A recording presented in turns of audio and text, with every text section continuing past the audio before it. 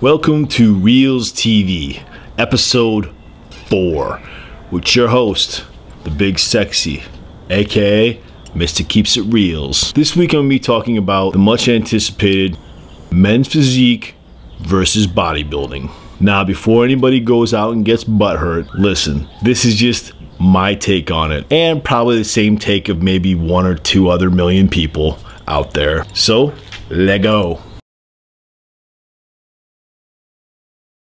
Legs. This seems to be the most brought up area of contention as a big difference between the men's physique division and bodybuilding. The prevailing theory is that all men's physique competitors have chicken legs and all bodybuilders have Tom Platz, quads, glutes, and hams. Now, I have a little issue with this slightly skewed perspective. First, 100% of the time, you can't tell if a men's physique guy has legs or doesn't have legs on stage. Compared to about 100% of the time, you can tell if a bodybuilder has legs or doesn't have legs on stage. Secondly, there's a higher occurrence of huge leg sightings with bodybuilders just because they're more visibly training them. How many bodybuilders out there do you know that take selfies of their quads? Now think about how many men's physique guys solely take a picture of their quads and put it up.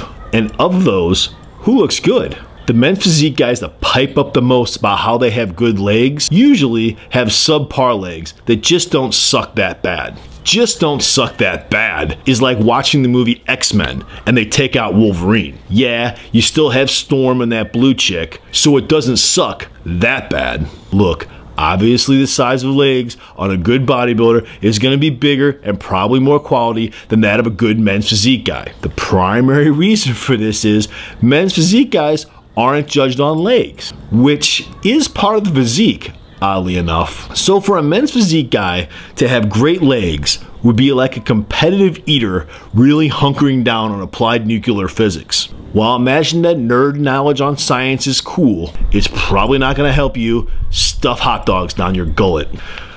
Nerds! Just like having nicely developed quads won't help you as a men's physique competitor on stage. So who wins the legs argument? Really, the question should be, who cares? Men's physique guys will continue to be laden with the say no to men's thigh gap hashtag, and bodybuilders will continue to be king of the hill in the arena of leg day.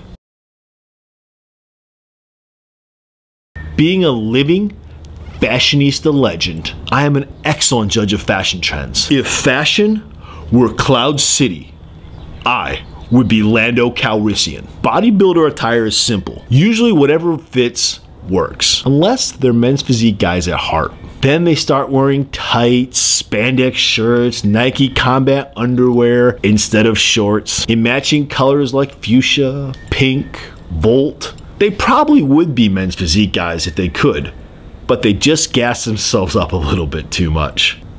Now, men's physique gets much more complex. You see, with the overall lack of leg size, the skinny sweatpants phenomenon has swept across the competitive world. Nothing says I don't train legs like pants that are designed specifically to fit skinny legs. But my favorite is when someone wears shorts over their tights, or what I call so-sal.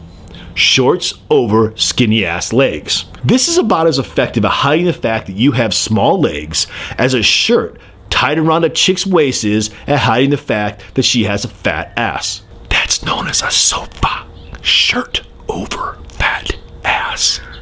Hey, I gotta give it to men's physique guys. They take the overtly gay and somehow make it seem hetero to wear. To half hoodies, to double deep v-necks. While they may look extraordinarily feminine, they seem to pull it off with a mere, hey, look at that douchebag statement. Kind of the way the League of Justice probably looked at Aquaman. In bodybuilding, posing is an art. While each pose might vary a little bit, a front double biceps is still a front double biceps. It's like listening to a song by Timbaland. They all have different titles, but they all sound pretty much the same. Bodybuilder poses are macho poses. You can almost hear them saying, man, when they hit a pose. In men's physique, posing is no longer an art. but more of a cross between Dancing with the Stars and Queer Eye for a Straight Guy. I could probably best describe men's physique posing by showing a scene from Zoolander where Hansel and Derek have a walk-off. But I figured it'd be better to break down some of the different poses for you right here.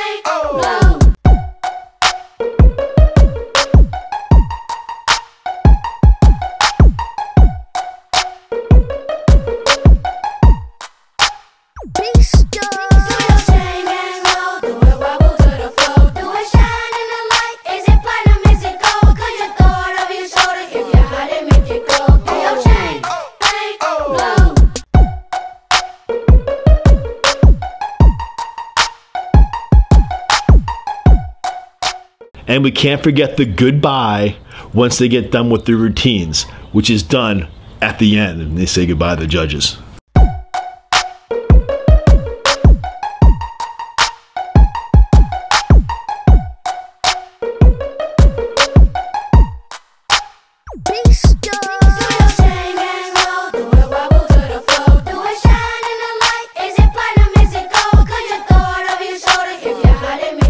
Well, if you want versatility and basically doing whatever you want on stage, and like lip gloss, you might have a home in men's physique. Hey, Hansel and Zoolander did pretty damn well when it came to nailing hotties, just saying.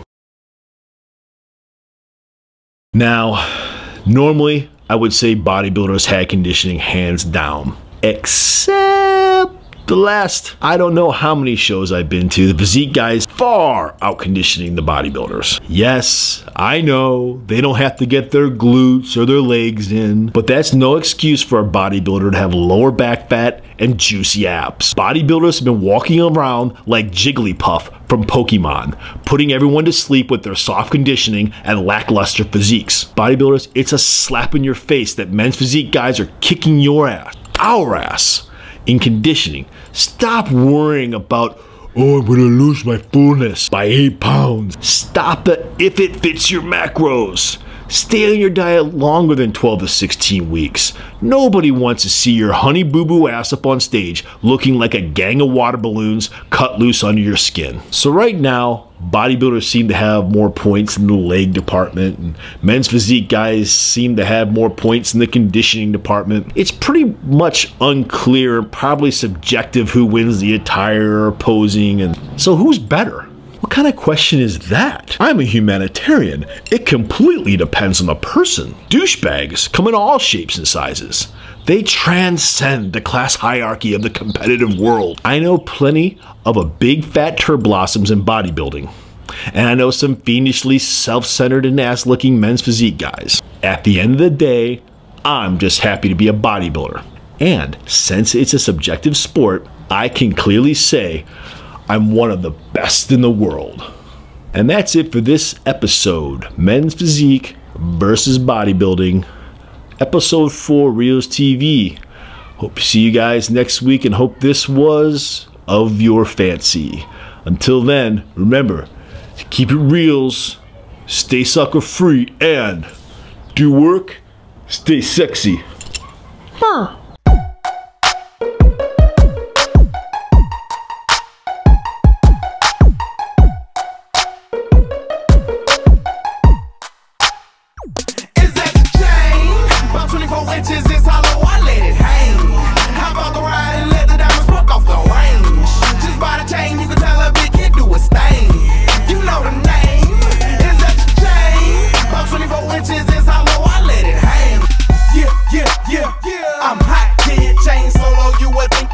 Never stop, kid. And it's funny cause you could never stop.